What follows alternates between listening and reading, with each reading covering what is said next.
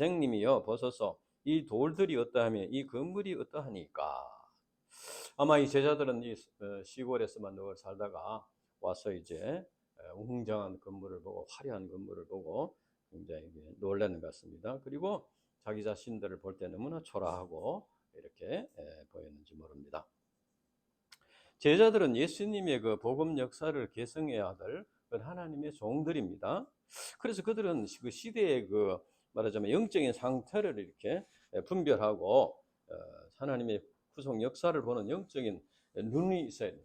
영적인 역사 의식이 있어야 되는데, 그러나 제자들은 그런 영적인 분별력을 갖지 못하고 육신의 눈으로 눈에 보이는 것에 현혹되어서 감탄사를 연발하고 있었습니다.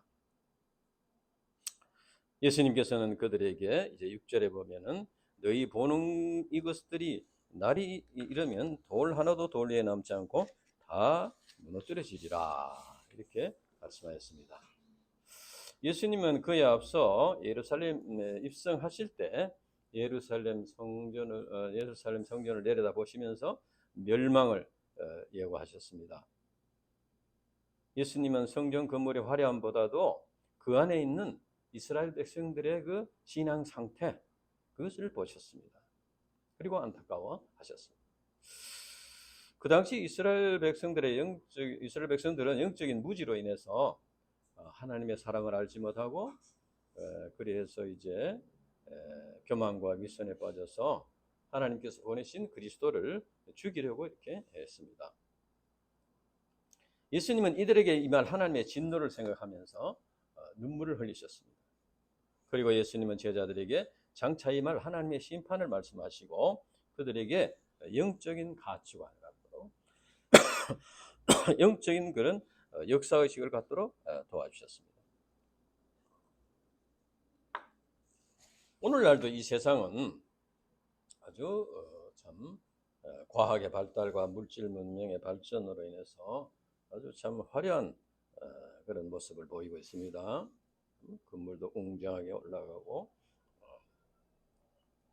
그러나 하나님 편에서 볼 때, 영적인 눈으로 볼 때 이 세상은 점점 더 하나님의 심판을 향해서 달려가고 있다. 그래서 이제 우리 신자들은 육신의 눈으로 이렇게 보고 세상의 화려한 것들을 보고 이렇게 할 것이 아니고 영적인 눈을 뜨고 하나님 앞에서 어떤 상태에 있나, 이것을 볼 수 있어야 된다는 겁니다. 그러니까 세상 사람들을 볼 때 아주 인류 대학에 다니는 사람들을 볼 때, 대기업에 다니는 사람들을 볼 때, 또 아주 이제 학력이 높은 사람들을 볼 때, 재물이 많은 사람들을 볼 때, 우리가 그들의 그 겉모습을 볼 것이 아니고 그들의 속에 참 영혼을 볼 수 있는, 영적인 상태를 볼 수 있는 그런 눈을 가져야 된다. 정말에 하나님의 심판이 임할 때 이 세상의 화려한 것들은 다 불타고 말 것이다. 그래서 하나님께서 이미 롯의 그 소돔과 고모라의 그 심판을 통해서 이미 보여주셨습니다. 하나님께서 소돔과 고모라를 심판하신 걸 통해서 앞으로 이런 심판이 있을 것이다. 이런 세상 재물이나 권력이나 이 세상의 화려한 것들에 이렇게 소망을 두지 말라. 이것을 보여주신 것입니다.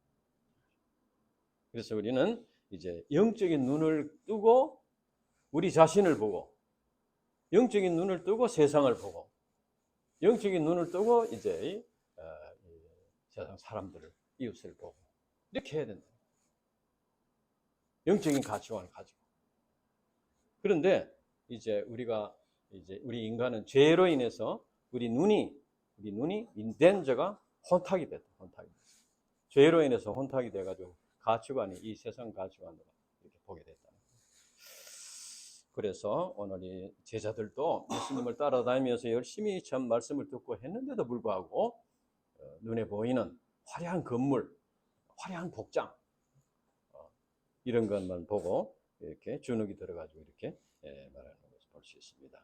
그래서 우리가 이제는 이런 것들은 세상의 것들은 다 이제 종말의 심판이 있기 전에도 각 자기가 개인적으로 죽음이 오면은 아무리 많은 재물, 아무리 많은 무슨 명예, 아무리 그 높은 지위 소용이 없습니다. 그거 다 버리고 가야 됩니다.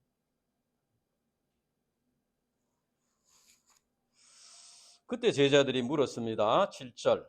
선생님이여, 그러면 어느 때 이런 일이 있겠사오며 이런 일이 일어날 때 무슨 징조가 있으리까? 그러니까 예루살렘의 멸망의 예고를 듣고 제자들은 그때가 언제입니까? 어떤 징조가 나타날 것인지 물었습니다. 근데 예수님은 그들이 그 때를 정확하게 말씀하시지는 않고 다만 이제 그런 일이 나타날 징조에 대해서 말씀하셨습니다. 예수님이 재림하고 심판할 때 그 징조에 대해서 예루살렘의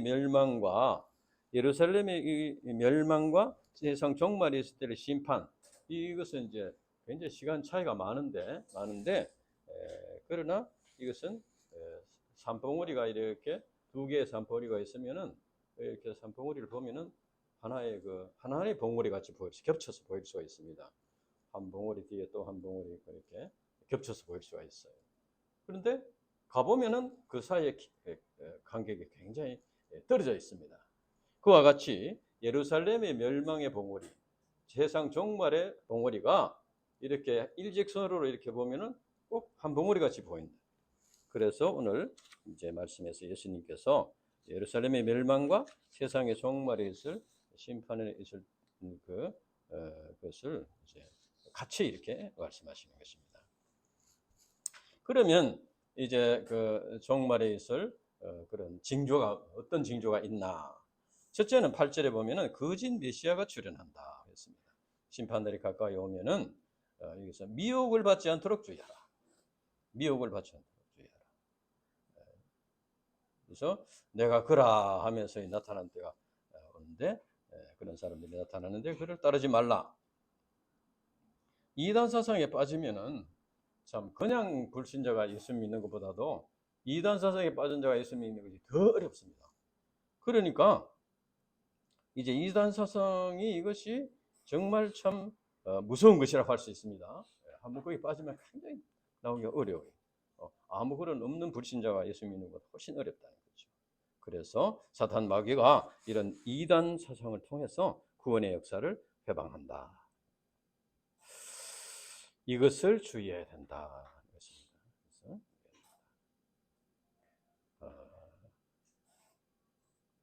이렇게 이제 이단 사상들에 넘어가는 그 이유는 그러니까 이제 장차 그리스도가 오는데 지금은 눈에 보이지 않으니까 옛날에 이스라엘 백성들도 하나님도 눈에 안 보이고 모세도 그 시내산에 올라가서 안 보이고 하니까 우상을 만들었어요. 그러니까 사람들은 뭔가 보이는 것, 눈에 보이는 것을 의지하고 믿으려고 하는 거예요. 그래서 이제 이단들이 넘어가는 거예요. 내가 그리스도다 하니까 좀 그러신 줄 알고 그렇게 된다. 그래서 우리는 이제 영적인 눈을 뜨고 이것을 구속의 역사, 하나님의 잘 볼 수 있는 그런 눈을 가져야 된다. 그다음 두 번째는 이제 난리와 전쟁이 심해진다. 9절에 10절에 보면은 난리와 소요의 소문이 들린다. 그때 두려워하지 말라. 그리고 10절에도 민족이 민족을, 나라가 나라를 대적한다고 했습니다. 전쟁이 일어난다는 것이죠. 오늘도 계속 전쟁이 지금 진행되고 있습니다. 테러가 일어나고 있고. 그런데 여기서 한 가지 참 중요한 것은 이런 일이 먼저 있어야 하되 끝은 곧 되지 아니하리라. 이 끝은 아니다는 건 뭡니까? 아직 시간이 있다는 겁니다. 아직 회개하고 구원받을 시간이 있다는 겁니다. 그러니까 이런 징조들이 나타날 때 두려워하지 말고 이제 죄를 회개하고 주님을 맞이할 준비를 해야 된다. 그리고 우리가 사랑하는 자들에게 더 열심히 복음을 전해야 된다. 이런 이제 징조가 나타날 때 이제 곧 그리스도의 재림이 있으니까 더 열심히 복음을 전해서 구원을 받고 심판받지 않도록 해야 된다는 것을 말해주는 것입니다. 셋째는 자연 질서가 파괴됩니다.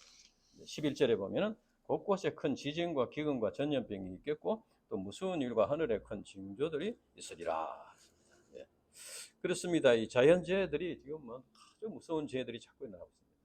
예. 우리가 자랄 때는 여름에 태풍이 굉장히 심한 태풍이 하나 와도 굉장히 그건 큰 사건이고 오랫동안 기억하고 이렇게 하는데 지금은 뭐 태풍 정도는 이거는 뭐 이렇게 뭐 약한 것이고 아주 무서운 전염병들이 있고 또 참 이제 북극 남극인 얼음이 녹아가지고 해수면이 상승해가지고 저 어디 인도네시아인가 거기는 이제 수도를 이전해야 된다고 또 뭐 모로코 리비아인가 거기는 또 홍수가 나서 도시가 그냥 쓸려 나가더라고요.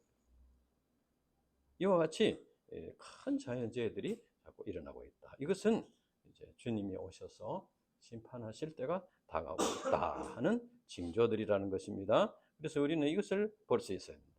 넷째는 12절 13절에 보면은 신자들이 박해를 받는다고 했습니다. 박해를 받는다. 그래서 보면은 이제 이 모든 일이 이 일 전에 내 이름으로 인하여 너희가 너희에게 손을 대어 박해와 회당과 옥에 넘겨주며 임금과 직분자들 앞에서 끌려가려니와 도리어 너희 이것이 너희 도리어 너희에게 증거가 되리라 하십니다. 자, 이게 무슨 말이냐면 이 증거가 된다는 것은 뭡니까? 이것은 이제 이런 박해를 받는 것이 내가 박해를 받는 것이 내가 예수님을 제대로 믿고 있다는 증거가 된다는 겁니다. 그리고 또 다른 측면에서 보면은 이 박해를 견디면서 로마 시대의 초대교회 신자들이 큰 박해를 견디면서 많은 사람들이 순교를 당하면서 이렇게 신앙을 지키고 있는 것은 뭐를 나타내줍니까? 그것은 바로 기독교 신앙이 참된 진리라는 것을 참된 진리가 아니면 그렇게 많은 사람이 그렇게 희생을 당해가면서 감당할 리가 없다는 거예요. 그래서 이제 이 박해라는 것은 우리 개인적으로는 각자가 정말 참 예수님을 제대로 믿고 있다, 진실한 신자다, 진정한 신자다 하는 것을 나타내 주는 것이 되고 하나님 앞에서 하나님께서 그것을 인정하신다. 그리고 그 다음에는 이 기독교 진리 자체가 이것은 참된 진리다, 이것은 참된 진리다 하는 것을 이제 증명하는 것이 된다. 그래서 이제 이런 박해가 오히려 이제 우리 자신, 우리 한 사람 한 사람 자신과 기독교의 진리가 참됨을 나타내는 것이 된다 하는 것입니다. 그러면 이제 거짓 메시아 또 난리와 전쟁, 자연재해, 박해 등 말세의 진들이 나타날 때 우리 신자들은 어떻게 해야 되나? 첫째는 이제 하나님의 주권과 사랑으로 보호하심을 믿어야 됩니다. 14절에서 18절까지 보면은 여기서 이제 미리 뭘 변명하거나 할 것을 궁리하지 말라. 미리 궁리하는 것은 자기 꾀를 의지하는 것이 되겠죠. 그래서 그건 한계가 있다. 너희의 모든 대적이 능히 대항하거나 변박할 수 없는 구변과 지혜를 너희에게 주시리라. 구변과 지혜. 이것은 이제 적절한 그런 지혜를 주고 할 말을 가르쳐 준다는 것입니다. 그래서 성령께서 인도해 주신다는 것입니다. 그런데 여기 보면은 너희 중에 몇을 죽이게 하겠고 있습니다. 순교자가 나올 수 있다는 거예요. 보호해 준다고 해서 뭐 다 괜찮은 게 아니고 그 중에 몇은 순교자가 나올 수 있다. 그리고 너희가 내 이름으로 말미암아 모든 사람에게 미움을 받을 것이다. 이것은 이제 이걸 미움을 받는 것을 당연하게 여겨요. 불신자들에게 미움을 받는 것을 당연하게 여겨요. 그리고 너희 머리털 하나도 상하지 아니하리라. 이것은 우리의 그 이제 삶이 하나님의 손에 달렸다는 겁니다. 사람에 따라서는 하나님께서 보실 때 어떤 사람은 순교를 당하는 것이 하나님께 영광이 된다 하면 순교를 당할 수도 있고 또 이제 살아남아서 더 이렇게 구원의 역사를 섬길 사람이다 이렇게 생각되면 또 하나님께서 지켜 보호해 주시고 이렇게 한다는 거예요. 그래서 우리 신자들은 하나님의 주권과 사랑으로 보호하시는 하나님의 주권과 사랑을 믿어요. 그래서 보호하심을 믿어야 된다. 그러니까 삶을 하나님께 온전히 맡겨야 된다. 삶을 온전히 하나님께 맡겨야 된다. 하나님의 뜻을 이루기 위해서 이렇게 또 순교를 당하게 하는 수도 있고 머리털 하나도 상하지 않게 하는 수도 있고 이렇게 할 수 있다. 그 다음 두 번째는 19절에 보면은 인내로서 성화를 이루어야 돼. 너희 인내로서 너희 영혼을 얻어라. 인내, stand firm, 굳게 서라는 말이죠. 영혼을 얻으리라. 이것은 이제 구원이 완성되고 영생을 누리는 것을 말합니다. 이것은 두려워하지 말고 인내로서 믿음을 지키면 구원이 완성되고 영생을 누리게 된다. 우리 인간이 죄와 심판에서 구원받고 하나님 나라로 가는 것은 그 순탄한 길이 아닙니다. 왜냐하면 이 세상에서는 이 사탄 마귀가 지배하고 있어서 그 사탄 마귀가 우리들을 놓치지 않으려고 여러 가지 방법으로 해방을 하고 유혹을 하고 이렇게 붙잡으려고 합니다. 우리 인간이 이제 예수님의 십자가의 공로를 믿으면 이제 구원을 받는데 구원을 받고 하나님 나라에 가는 길이 그저 순탄한 길이 아니라는 것입니다. 사망의 엄침한 골짜기와 같은 그런 어려운 일들이 만날 수 있다. 그런데 하나님께서 그러면은 순탄한 길로 가도록 하는 것이 사랑인데 그렇게 해주시면 좋을 텐데 왜 그런가? 예수님도 제자들이 그 갈릴리 바다를 건너갈 때 풍랑이 있을 것을 아셨지만은 가라고 그랬습니다. 가다가 풍랑을 만났어요. 그럼 예수님이 풍랑이 있을 걸 예수님이 아시는데 얘들아 오늘은 풍랑이 있으니까 여기서 자고 내일 가거라. 이렇게 하는 것이 사랑이라고 생각할 수 있습니다. 그런데 그렇게 하지 않았습니다. 왜 그럴까요? 그것은 하나님 나라에 가기까지 연단을 받고 하나님 나라의 백성으로 이렇게 변화를 받고 그래서 천국에 가야 될 거 아닙니까? 천국에 갔는데 이 세상의 그 죄악된 본성을 그대로 가지고 이렇게 가면은 그래서 어떤 사람은 그렇지 않습니까? 변화받지 못한 교회에서 막 싸우고 막 그 그대로 천국에 가면 전국이 지옥 될 것이요. 그러니까 이제 하나님께서 그런 이제 그 여러 가지 어려운 문제들을 통해서 사탄 마귀의 역사를 통해서 사탄 마귀가 역사해도 하나님께서 일정 기간 이렇게 두십니다. 그래가지고 이제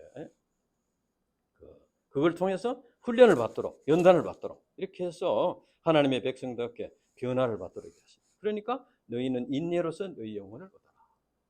예수님 믿고 구원 받았으면 아무 어려움 없이 그냥 순탄하게 여기서 잘 먹고 잘 살다가 천국에 가면 되는 것이 아니고 하나님의 백성답게 변화를 받아야 합니다.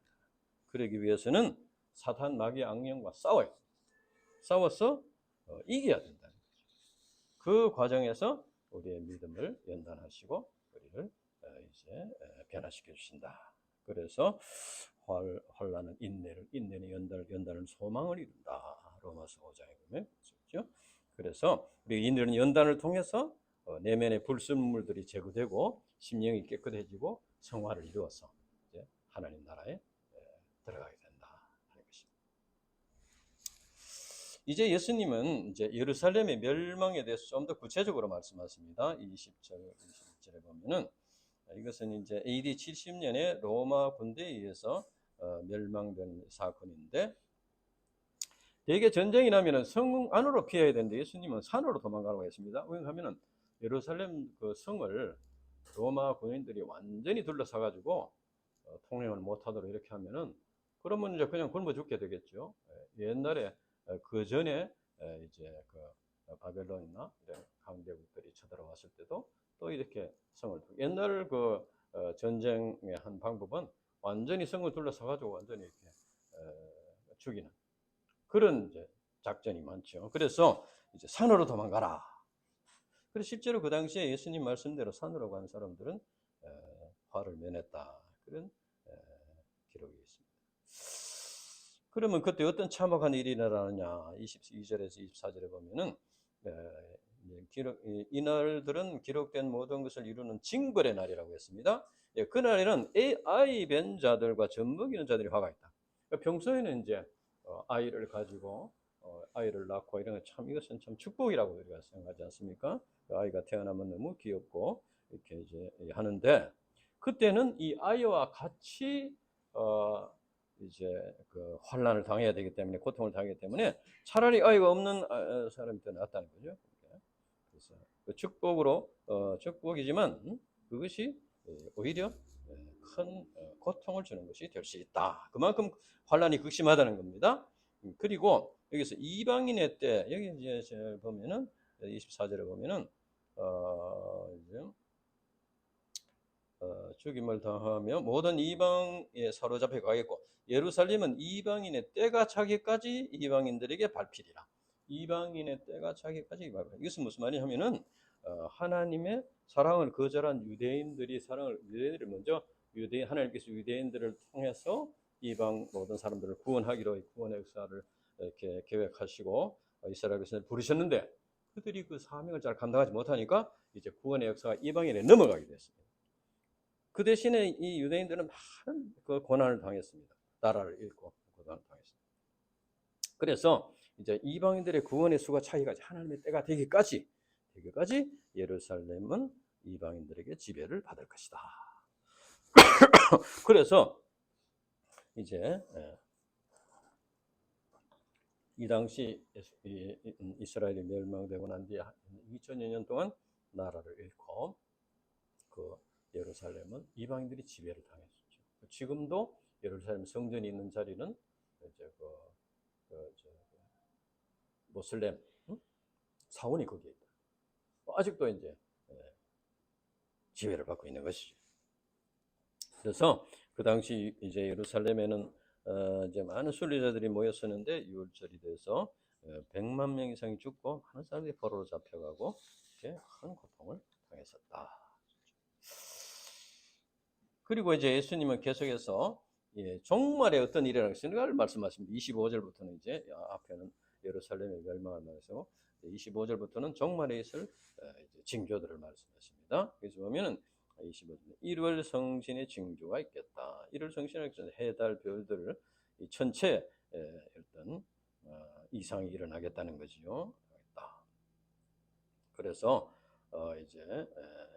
이제 우주과학자들은 이제 별이 이제 하늘에서 떨어지는데 이제 오다가 다 타서 없어집니다. 근데 만약에 타서 없어지지 않고 그게 한두 개라도 그 지구까지 와서 떨어진다면은 엄청난 해일이 일어나고 이제 큰 참 이변이 일어날 수가 있다는 거예요. 그런 일이 앞으로 일어날 수가 있다.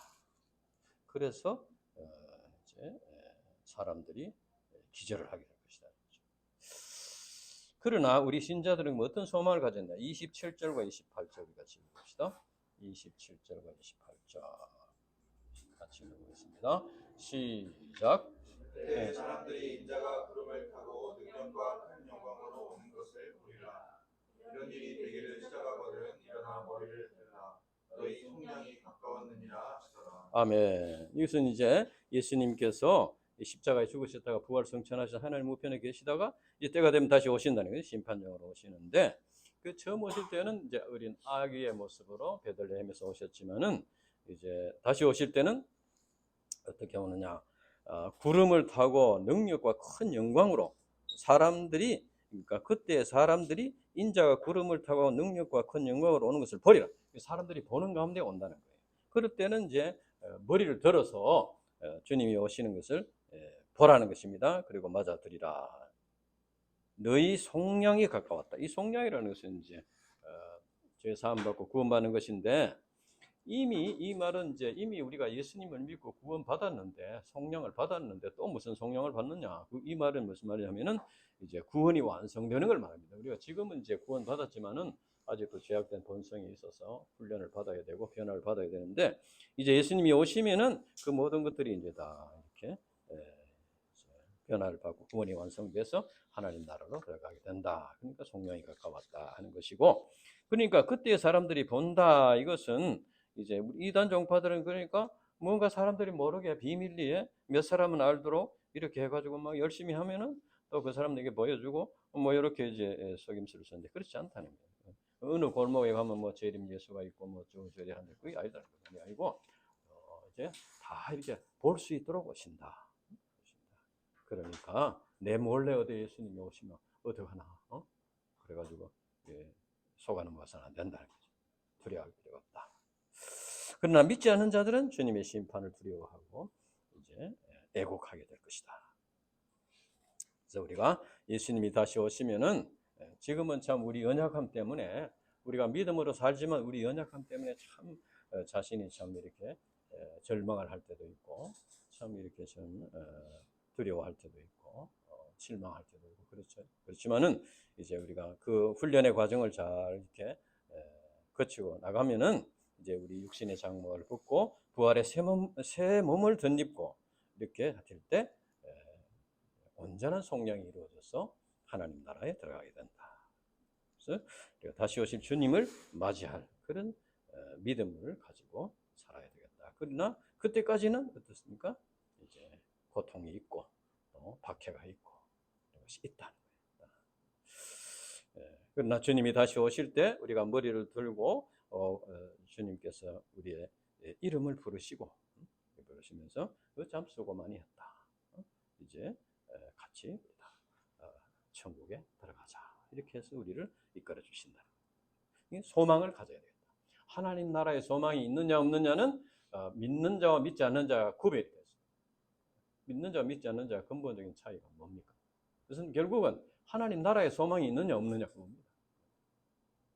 그 하나님 나라의 소망을 가지려면은 우리 영혼이 구원받아서 이제 새 피조물로 이렇게 변화를 받아야 되겠죠.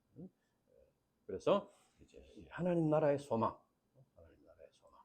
이것을 물론 나이가 젊을 때는 이제 좀 아직 살아갈 날이 많아서 조금 막연하게 생각될 수도 있지만 얼마나 빨리 하나님 나라의 소망을 갖느냐, 이것이 얼마나 참 이렇게 깊은 신앙을 가지느냐, 얼마나 주님께 쓰임받는 종이 되느냐, 그 차이. 그래서 젊은 날에 이 좋은 시간들을 다 이렇게 그냥 허비해버리고 나이가 들어서 아이고 하나님 나라밖에 없구나, 뭐 그렇게 해도 하나님 나라에 가기는 가겠지만은 시간들을 다 이렇게 허비를 해버리고 있어요. 그러니까 지금 이제 나이가 젊을 때 뭔가를 할 수 있을 때 하나님 나라의 소망을 가지고 주님의 뜻을 이루는 그런 삶을 살아야 되겠다. 자, 그러면은 이제 이 종말에 주님의 재림을 기다리는 우리 신자들이 구체적으로 어떤 삶을 살아야 되나? 방금 얘기했듯이 29절에서 31절에 보면은 무화과 나무와 모든 나무를 보라. 싹이 나면은 여름이 가까운 줄 안다. 그러니까 이제 이런 징조들이 보이면은 하나님의 나라가 가까운 줄 알아라, 그 말이죠. 우리가 이제 이 징조들을 볼 때 영적인 눈을 뜨고 이 징조들을 볼 때 아이고 왜 이렇게 참 이런 재해들이 일어나고 이렇게 전쟁이 나고 전염병이 있고 그래서 참 이렇게 왜 이래라, 그걸 두려워하고 어디 가면은 뭐 안전하게 살 수 있나, 뭐 이렇게 할 것이 아니고 이제 주님이 오실 날이 하루하루 더 가까이 오고 있구나, 그렇게 생각해서 그러면서 하나님 나라가 하루하루 더 가까이 오고 있구나, 그런 소망을 가지고 살아야 된다. 우리가 이제 다 이렇게 경험을 하는 것이지만은 우리가 이 세상이 전부라고 생각하면은 참 풀리지 않은 인생 문제가 많습니다. 의문들이 많습니다. 이 세상이 전부라고 생각합니다. 그렇잖아요? 가장 흔한 의문이 뭡니까? 나는 왜 이런 가정에 태어났나? 근데 뭐 부모님이 뭐 낳고 싶어 낳은 것도 아니고 내가 낳고 싶어 낳은 것도 아니고 나는 왜 이런 집안에 태어났나? 저는 좀 부잣집에 좀 미국에 좀 잘 사는 집에 저런 데 태어났으면 좋을 건데 그런 생각이 들잖아요. 그런 것부터 시작해가지고 풀리지 않은 인생 문제 많습니다. 근데 하나님 나라를 믿으면은 그 문제 다 풀립니다. 이게 이제 이 세상 그저 잠시 지나는 낙원의 삶입니다. 낙원의 삶. 그 사람이 이제 서울을 가는데 뭐 이렇게 그 여인 속에서 하룻밤 잘 수도 있고 하루길이라 찬송가에도 있죠. 하루길 있다고 인생길을 하루. 여인 속에서 하룻밤 잘 수도 있고 특급 호텔에서 하룻밤 잘 수도 있고 뭐 정 안 되는 사람은 역 대합실에서, 요즘은 역 대합실에서 자는 그런 사람이 뭐 잘 없지만 옛날에는 역 대합실에서 자는 사람이 있었어요. 야간 열차도 있고 하니까 거기서 이제 열차 타는 척하고 거기서 자고 이런 사람이 그것 때문에 골치 아픈 사람이 있어요. 이와 같이 이제 우리가 하나님 나라를 확실한 하나님 나라에 대한 소망을 가질 때 이 잠시 지나가는 이 세상에 대한 그런 문제에서 자유함을 얻게 된다. 참 평안을 얻게 되고 그게 참 행복을 우리가 얻는 것이다. 그래서 하나님 나라의 소망을 바라보고 이 세상을 이겨나가야 됩니다. 둘째는 32절에 33절 보면은 하나님의 말씀에 대한 절대적인 믿음을 가져야 됩니다. 내가 진실로 너희에게 말하는 이 세대가 지나가기 전에 모든 일이 다 이루리라. 천지는 없어지겠으나 내 말은 없어지지 아니하리라. 하나님의 말씀은 절대적인 진리다. 그러한 믿음을 가지고 살아야 돼요. 이 말세의 증거가 나타날수록 이제 하나님께서 하나님의 말씀, 하나님의 구원의 역사, 하나님의 주님의 재림과 심판, 또 영원한 하나님 나라의 소망. 이 하나님의 말씀에 대한 절대적인 믿음을 가져야 됩니다. 그러면은 사탄 마귀 이단 사상에 넘어가지 않게 된다. 어떤 유혹도 물리치고 승리할 수 있다. 그렇지 않으면 자꾸 이제 상대적으로 생각하고 또 세상 사람들, 불신자들, 불신 가족들, 불신들 이렇게 뭔가 이렇게 좀 적당하게 이렇게 좋은 관계를 가지고 이렇게 하려고 하다 보면은 미혹을 당하고 이렇게 할 수가 있다. 그래서 사탄 마귀는 자꾸 말씀을 이렇게 왜곡시킵니다. 변질을 시킵니다. 우리 이번 창세기 가을 수양에 이제 공부를 하겠지만 이제 사탄 마귀가 아담과 이브, 특히 이브에게 처음 이제 해서 하나님의 말씀을 왜곡시키는 거예요. 왜곡시켜, 변질을 시킵니다. 그래서 그걸 믿지 못하도록. 그 하나님의 말씀을 그대로 믿어야 되는데 적당하게 자꾸 이렇게 마사지를 해가지고 이렇게 해가지고 그만 마지막에 가서는 정반대 얘기를 해버려요. 너희가 먹으면 정령 죽으리라고 했는데 결코 죽지 아니하리라. 이렇게 이제 바꿔버리는 거예요. 그것이 바로 사탄 마귀가 하는 짓입니다. 그러니까 우리가 이 공부한 말씀을 우리 마음에 잘 지켜야 됩니다. 사탄 마귀가 자꾸 우리 마음 속에 이 역사를 해서 자꾸 적당하게 이렇게 변질시킵니다. 그래서 우리는 이제 종말이 오고 이런 징조가 나타날수록 어떻게 됩니까? 하나님의 말씀을 굳게 붙잡아야 됩니다. 이 절대적인 말씀입니다. 의심하지 말아야 됩니다. 그 다음 세 번째는 이제 첫째는 뭡니까? 아까 말씀 첫째는 하나님 나라에 대한 소망을 가져야 된다. 그 다음 두 번째는 하나님의 말씀에 대한 절대적인 믿음을 가져야 된다. 세 번째는 스스로 조심하고 항상 기도하며 깨어 있어야 된다. 깨어 있어야 돼. 스스로 조심하라. 그리고 이제 이 하나님과의 그 관계를 끊으려고 하는 사탄 마귀의 유혹으로부터 자신을 지켜야 된다. 지켜야 된다. 그래서 이제 말씀을 떠나지 않도록 해야 된다. 깨어 있으라고 그랬어요. 깨어 있어. 근데 깨어 있는데 이 깨어 있는 것이 뭐 우리 힘으로 의지로 이제 말씀을 듣고 이렇게 하면 이제 깨어 있어야 된다. 하지만은 이 세상을 살아가는 데는 참 여러 가지 유혹을 받고 이렇게 해서 자기 힘으로는 깨어 있기가 어렵다. 그래서 이제 우리 신자들이 주님과 바른 관계성을 유지하면은 우리 주님과 바른 관계성을 유지하고 있으면은 주님이 언제 오시는지 문제가 되지 않습니다. 그러니까 종과 하인을 우리 볼 때 하인이 늘 이렇게 자기 직분을 잘 기억하고 깨어 있으면은 주인이 언제 와도 관계가 없습니다. 마찬가지로 우리가 이제 주님과의 관계를 잘 유지하고 주님의 말씀에 순종하고 이렇게 하면은 언제 주님이 오시든지 크게 관계없이 맞이할 수 있다. 그런데 이제 항상 기도하고 깨어 있어요. 그러니까 이제 예수님께서는 항상 기도하라. 그리고 또 쉬지 말고 기도하라. 데살로니가전서. 근데 이제 우리가 이걸 이제 잘 이해를 해야 됩니다. 항상 기도하라, 쉬지 말고 기도하라는 것은 공부도 하지 않고 직장 생활도 하지 않고 밥도 먹지 않고 잠도 자지 않고 그저 매일 그냥 기도만 하라 그런 말은 아닙니다. 이것은 매일매일 기도하라는 겁니다. 다니엘서에 보면 다니엘이 포로로 잡혀가서 하루에 3번씩 잠깐씩 3번씩 예루살렘을 향해서 창문을 열어놓고 기도했습니다. 그 사람은 애국 잡혀가가지고 거기에 총리가 됐어요. 총리. 그래서 그런 일들을 다 감당하면서 이제 기도했어요. 그러니까 매일매일 시간을 정해놓고 기도하는. 그것이 바로 항상 기도하라는 겁니다. 그렇게 할 때 힘을 덧입고 유혹을 이기고 이렇게 할 수 있다. 사단의 시험을 이길 수가 있다. 그리고 특별히 이제 성령의 도우심을 구해야 돼. 우리 힘으로는 할 수 없기 때문에 성령께서 도와주시도록 이렇게 기도하고 도움을 받아서 승리의 삶을 살아야 되겠다. 그러면 이제 네 번째 마지막은 37절, 38절에 보면은 이제 열심히 말씀을 가르치는 예수님 모습을 보습니다. 예수님은 이제 십자가에 죽어야 되는 절박한 그런 때인데 그런데도 낮에는 성전에서 가르치시고 밤이면 나가서 감람나무라는 산에서 쉬셨다. 그래서 이제 기도하고 주무셨다는 것이죠. 그래서 모든 백성이 그 말씀을 들으려고 이른 아침에 성전에 나갔다. 예수님은 이제 자기의 절박한 문제가 있었지만은 그건 하나님께 맡기고 마지막까지 말씀을 가르치는 사명을 꾸준히 감당하셨다. 예수님은 하나님 나라에 가셨지만은 말씀을 이 세상에 남겨놓고 가셨습니다. 예수님은 가셨지만 말씀을 남겨놓고. 그래서 우리 이 인간이 예수님을 믿는 것은 뭐냐? 예수님이 남겨주신 말씀을 믿는 것이 예수님을 믿는 거예요. 우리가 이제 조상들의 그 교훈이 있잖아요. 가훈. 응?